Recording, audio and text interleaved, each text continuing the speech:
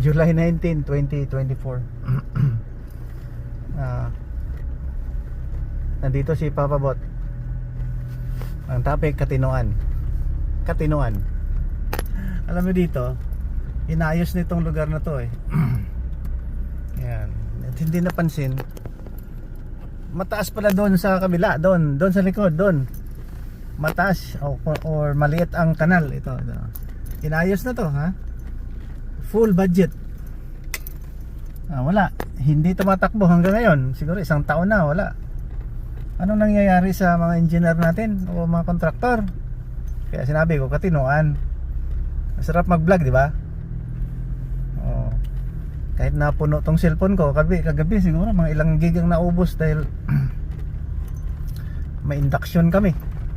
Ang daming mga videos. So medyo mabigat. Pag na-upload ko sa YouTube yun,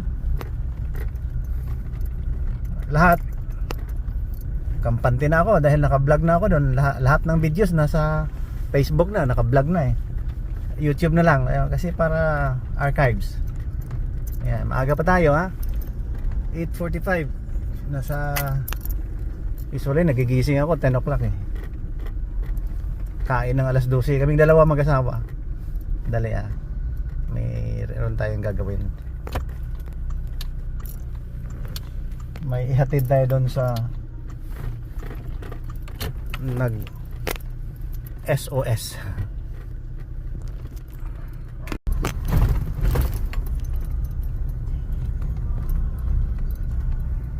Pangit kasi, di ba, kung may mga construction. Kaya sabi ko ang title nito, Katinoan. Di ba? Dapat malinis ang konsensya mo.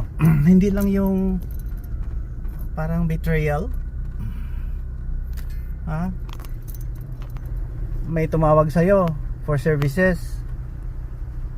Tapos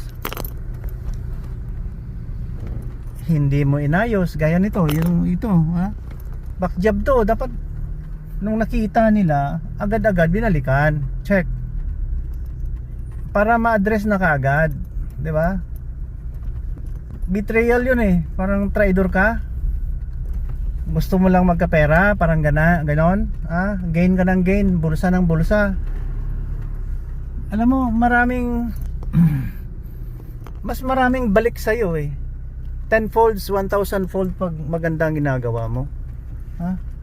Hindi mo yan madadala sa kung saan-saan ka pag nawala ka sa mundo, di ba? Yung sinabi mong gain, kung sa Ilonggo pa, ginnan siya. Kaya, pangangaral to ni Papa Bot, July 19. Katatapos lang ng tinalak eh. Pagod pa eh. Hindi naman ako nagpupunta sa ibang lugar dahil matandaan na. Dati-rati magdamagan. Ngayon, wala na. Wala nang magdamag. Maga na lang. Sa magdamagan, maga na lang. Magandang ugali. Yan. Kaya sundin nyo ako, Pag wala kayong ginagawa, punta kayo dito sa YouTube channel ko. Dito nyo gawin ang wala nyong ginagawa. If you have nothing to do, do it here with me.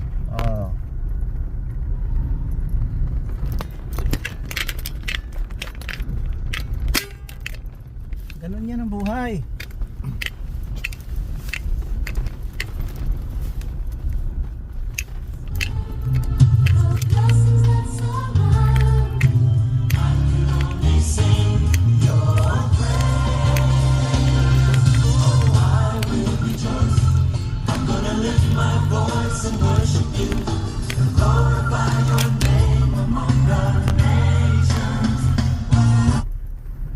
Yan. Balik tayo sa age-old topic. Baka nakalimutan nyo. Pagising nyo, trabaho, pera. Trabaho, pera. Trabaho, pera. Hindi ganon. Paggising mo, sabihin mo, Lord, salamat, buhay ako. Ano bang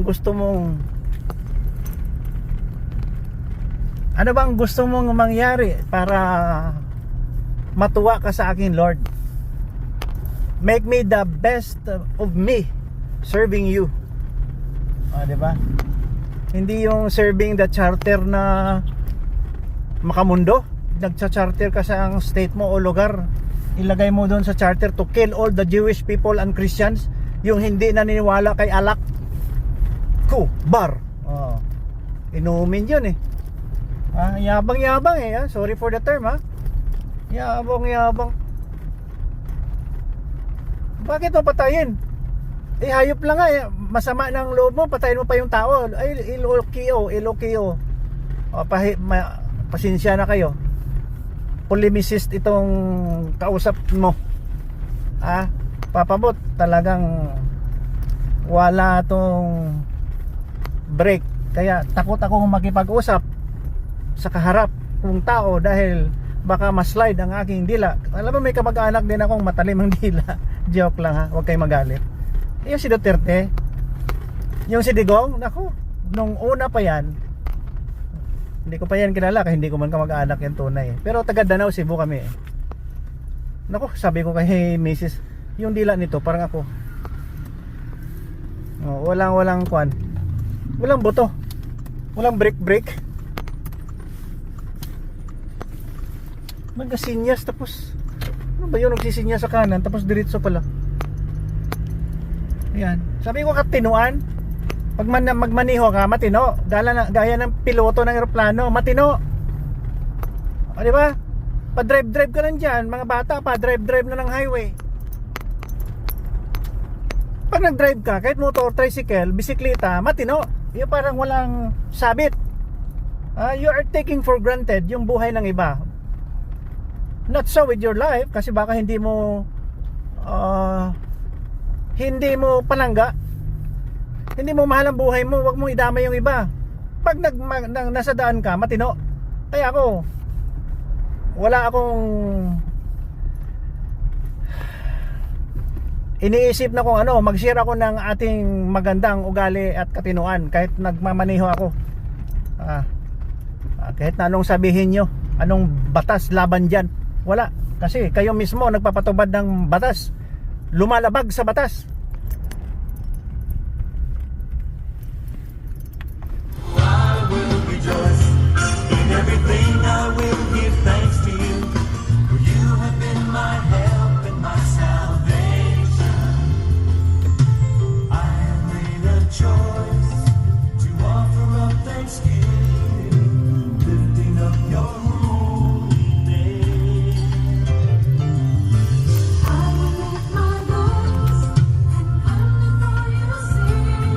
Sabi ko pa ulit-ulit, katinuan ha.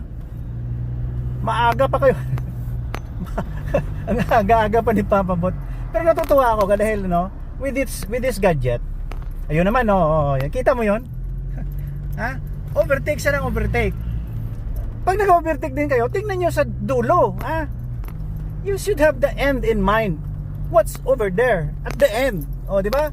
Oh, malapit niya ng tinamaan sa gilid yung malapit yung nakabaranda, naka-cross yung ano ibig sabihin yan, nakaparallel sa daan niya dahil hindi siya nag-iingat. Overtake. Kaya sabi ko ang topic nito, katinuan. Ha? Katinuan sa pagmamaniho. Ano ba kayo? Ito, dala-dala natin yung ano to. Ayan, mga ganyan, magkukross. Hindi ko na lang yung isa pa, tingnan mo. Gusto niyang sundutin kahit nakabaranda. Di ba? Mali eh. Katinuan, sabi ko ito. Maghahatid tayo, ano ba ito? Nagbi-bleeding daw. Hatid natin niya kung anong nangyayari doon sa trabaho nila. Ay Lord, Diyos ko po, ganun talaga ang trabaho. Kami mga doktor, hindi pagyayabang. Pag nagkamali kami, patay. Ako more than 3,000 mga kasama ko more than 3,000 na yan, mga kaedad ko. Walang patay yan. Ulitin ko, walang patay. Kasi kung nagtrabaho kami, walang kukuha sa amin kung marami kaming kaswerte. Ano ba yan, Lord? Thank you for the knowledge. Ang hirap-hirap ng trabaho ng doktor, no? Kaya pag nakita nyo yung mga sasakyan, kayo mga enforcer ano kayo, tawag nyan?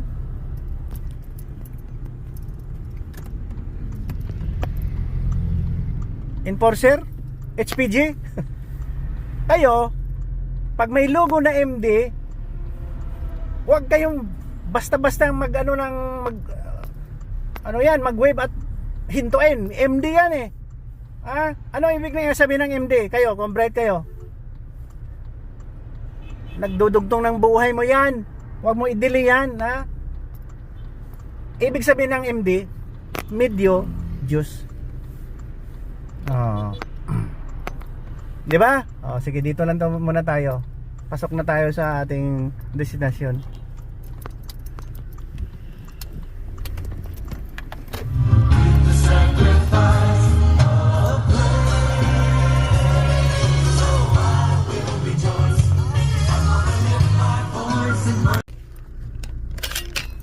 Sana marami dito kayong nakukuha sa akin, sa ating lecture, ating advocacy, katinuan. Paulit-ulit ang title eh. Minsan mani. Sa gobyerno mani. Mahilig ang gobyerno ng mina. Thank you. Naghatid lang ng gamit.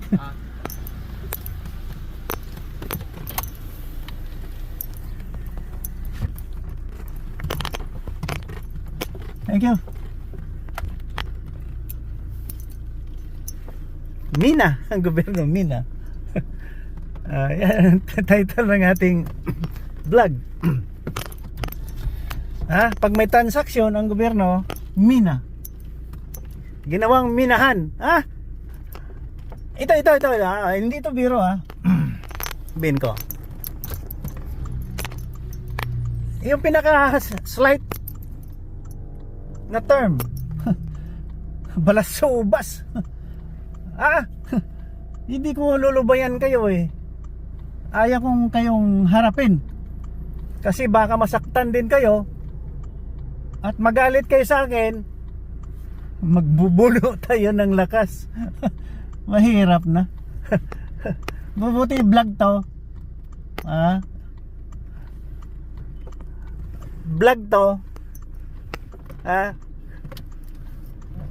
Magalit ka, kumuha kang martilyoin mo yung cellphone mo dahil nagkatagpo kayo ng katapat. Kayo mga politician, away-away kayo, parang kayong may-ari ng mundo. Tingnan mo yung ibang mga clan na parang grabe ang pag-abuso sa kanilang kapangyarihan.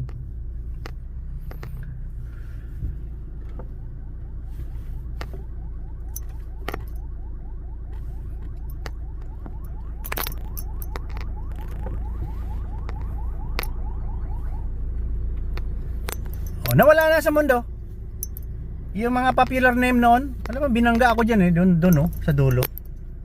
May round ball dyan. Approaching ako sa round ball.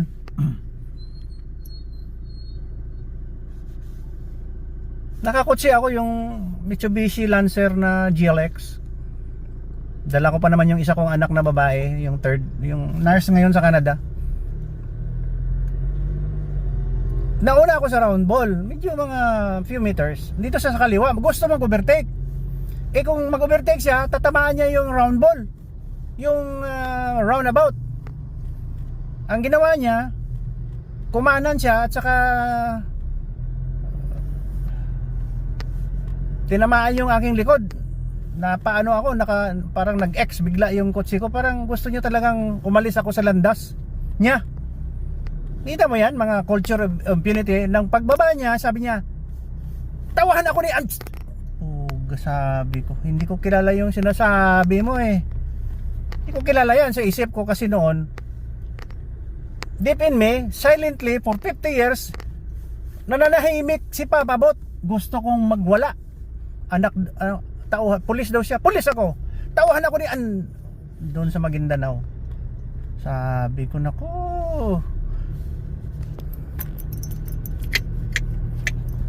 sabi ko, magsubukan tayo nito. Naku, sabi ko, umuwi nga ako ng Marbel para tumino. Ayaw ko magkalot ng lagim dito. Pwede sa ibang lugar. pero with sense.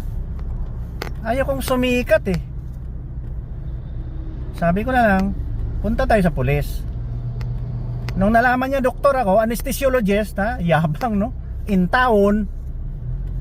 Sir, sorry sir. Sabi ko, ang kilala ko nung araw eh, si ano lang eh, mga sikat na politician lang, si Di Pedro. I don't care about people. Anong rangko mo? Maliit ang tingin ko sa inyong lahat. Hindi, tayong lahat maliit. Tao lang tayo eh.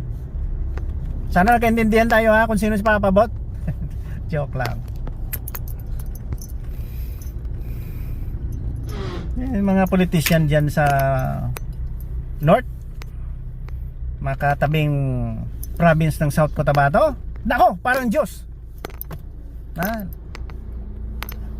Nakasinyas ka na magliko sa kaliwa, ganyan, sinyas na. Ubertikan ka pa sa kaliwa, doon pala nakatira. Nako, sabi ko may Diyos. Bastos, joke lang. Tosbas. Di ba? Sana nag-enjoy kayo. Ha? Let's be grateful with this life. This is only one life to live. Make it holy, make it respectful, make it full of adoration to God. Worship yung mabait na God, hindi yung brutal na God ng mga Islamic radical. Ano ba kayo? Ginugulo nyo lang eh. Palas and final prophet pa kayo na rapist. Joke lang ha. Kasi nakasulat eh. Kung hindi yan nasulat, hindi din natin alam eh. Daw. Hindi, wala tayong evidence. But sabi ko, kahit sino pa yun, si Lolo Muhammad, peace be with him, hindi ko sinasabi nagkakamali kayo, Sir Lolo. Proud kasi yung mga historian mo, Islamic historian, proud pa na ikaw daw yung last and final prophet. Pero ang charter ng kanilang ginawang lugar, lalo na yung mga lugar na bawal ang Muslim, bawal ang Holy Bible. Mga bata nire-rape, mga babae hindi nire-respeto, may subjugation, may human rights violation, Lolo. Ang mga naniniwala sa iyo. Ano ka ba? Joke lang. I pray for you. I hope you are in heaven also. Di ba, Lolo Muhammad? Peace be with you. Ito, pareho lang tayo ha. Hindi ito biro. This is not a joke. Sabihin mo, nagpakita si Gabriel Angel sa'yo. Sa akin, wala. Pero nakatanggap ako ng theophany, just like you. Yung theophany is the actual presence of God experience. Papabot lang to. Walang kwentang tao. Kaya maging matino nga tayo. Maging matino nga tayo. Wala nang ibang wala na ibang brutal na solusyon. Brutal na solusyon. Maging matino tayo. See?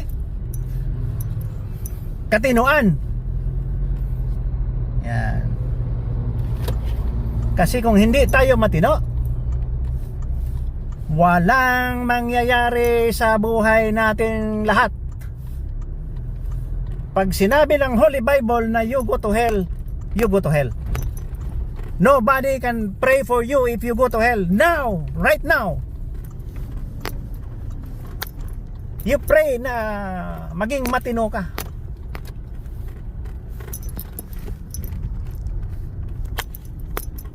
You receive ito, whether you like it.